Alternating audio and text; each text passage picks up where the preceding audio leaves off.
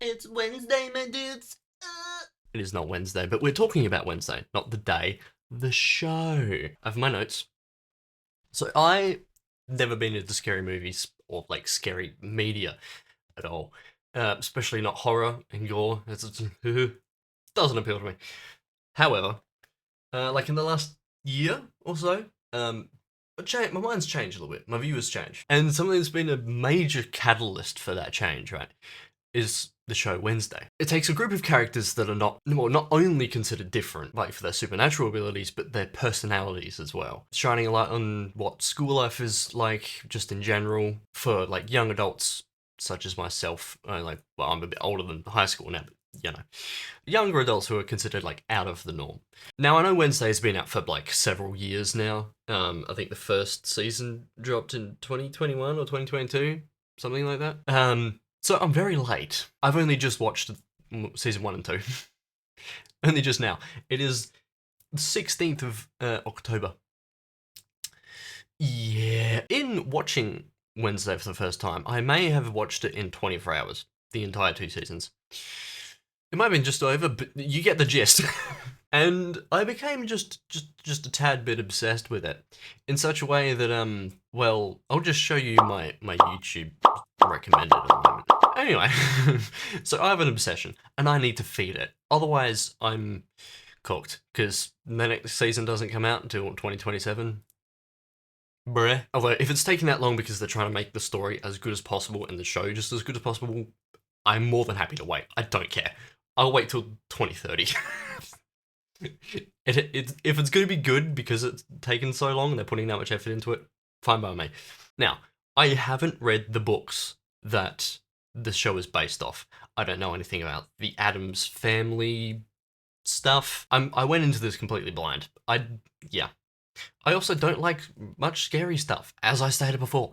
So, for that reason, I didn't even consider the show for the longest time. But yeah, we're going to dive more into the characters than the storyline, because the storyline, there's like 1,000 videos on that already. Same with the characters, but like, I wanted to do my own thing. You know what I mean? The opening scene starts off giving the main character, Wednesday, a very strong first impression. That first impression being cold, calculating. She's walking down the hallway of her school, and as she is doing that, everyone in front of her is sort of clearing a path for her. That straight away is just like, it screams to the viewer, us. She has either been there for long enough that everyone is very much aware of what she's like and wants to just get out of her way and be like, go through, madame, don't kill me. Which, fair enough. As we are meeting her brother for the first time in the show, her psychic ability is introduced to us when she sees what happens to her brother and how he ended up in that situation. What she then does with the information she gets from the vision, I'll let you watch that.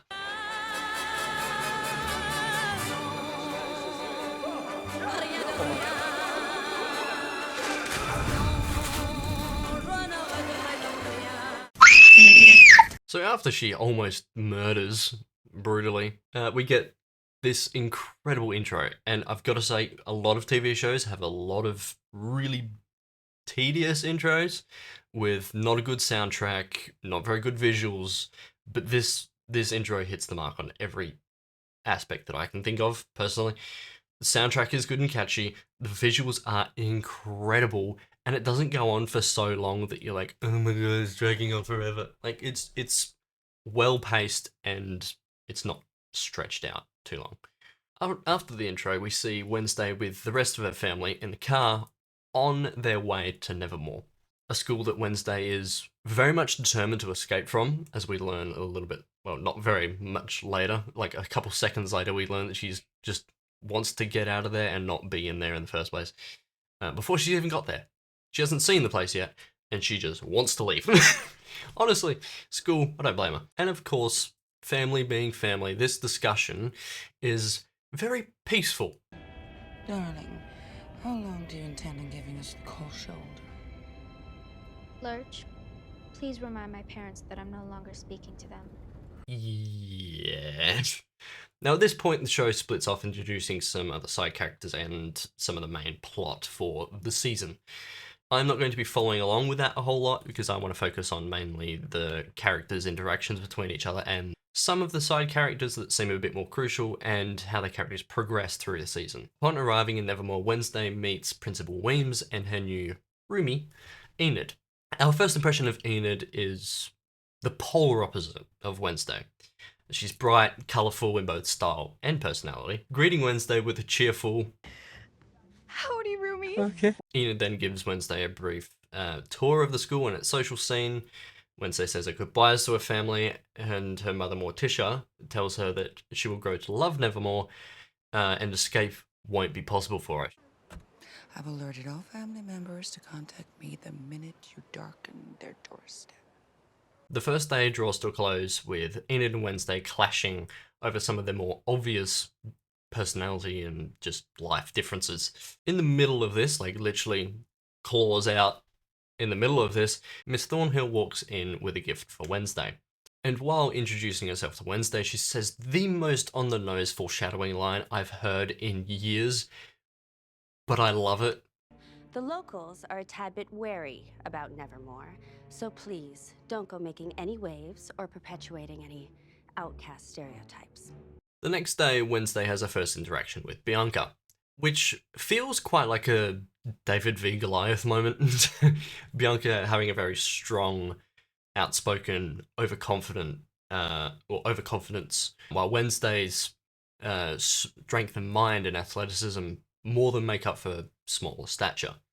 In her second day at Nevermore, she crawls out the bathroom window and down a drain pipe at therapy to get away from being at therapy, runs to a coffee shop, scares the crap out of one of her sort of side but main characters, Tyler, helps him fix the coffee machine that's busted or blowing a gasket, which we've all been there. Fixes it, and then as she's waiting for a ride to get out of the town so she can escape fully from Nevermore and the Principal Weems, who is currently looking for her, 3 pilgrims walk in and start giving her a whole lot of crap.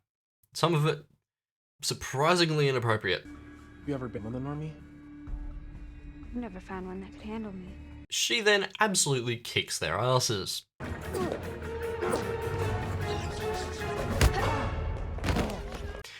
Right before the sheriff walks in. Nice. Yeah. Tyler, what the hell's going on in here? At this point, Principal Weems catches up to her, tries to coax her away from the situation when the sheriff warns her about her father. Don't tell me Gomez Adams is your father. That man belongs behind bars for murder. Despite Wednesday having what most of us would consider an emotional roller coaster of a day, she doesn't seem emotionally drained or overwhelmed, although you kind of need to show emotion in the first place for that to happen. However, she then does go and play the cello on the balcony for however long, 1 song, 2 songs, which I must say, the actress that plays Wednesday, Jenna Ortega, actually took cello lessons to learn the songs and learn how to play just in general for the show. Amazing. Once Wednesday finishes her solo, Enid joins her out on the balcony. Wednesday asks why Enid isn't wolfing out, to which she responds with, Because I can't. That's all I got. Wednesday seems intrigued by her roommate's sad demeanor and asks, What happens then? coffee break. Enid then explains to Wednesday that she will become a lone wolf and could be kicked out of her own family, like a family pack, and might not ever find a mate if she doesn't wolf out. Wednesday, being Wednesday, says, I'd become a lone wolf. Sounds perfect. Enid then becomes more and more upset, understandably, and breaks down into tears. And while she's still sobbing slightly, she says this to Wednesday. Why are you crying? Because I'm upset. Haven't you ever cried? Are you above that too? It's at this moment we learn a critical piece of information about Wednesday's character and why she's so cold-hearted. 2 of them held me down and made me watch.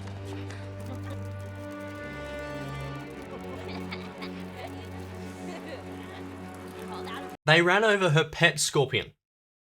Her pet scorpion. They ran it over with bicycles. I'm done. What the? It was so cute too. Like, why?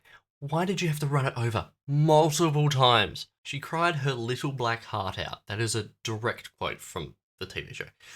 While she buried her pet scorpion, her dead pet scorpion, her squashed, flat, dead pet scorpion, while it was snowing. She was 6 years old. I would have turned into a serial killer too. Damn, I would have. Oh, and its name is Nero, by the way. Nero.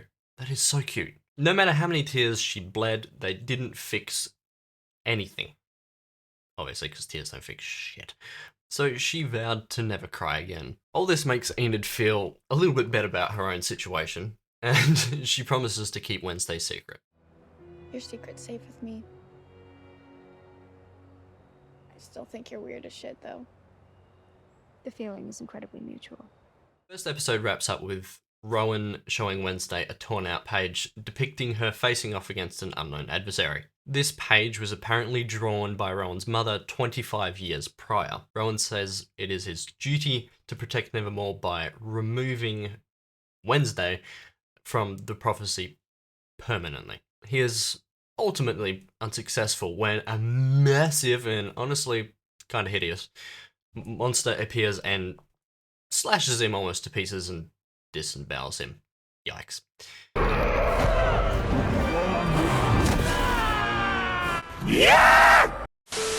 That was episode 1. Okay, so I was in the middle of editing this, right? Actually, no, I was just at the end. I was at the very end. I realised I didn't have an outro at all. I didn't even say goodbye properly, nothing. And the reason for that was I thought I was going to film more, but this video is already 12 minutes and 5 seconds long, and it's taken about a week and a bit to like film and edit, so I'm going to end it here. There will be more on the show Wednesday though. There will be more videos, more episodes, more everything. So hopefully the next video I can get like 2 or 3 episodes in. Hopefully. We'll see. But thank you so much for watching, as always, and I will see you in the next one. Later.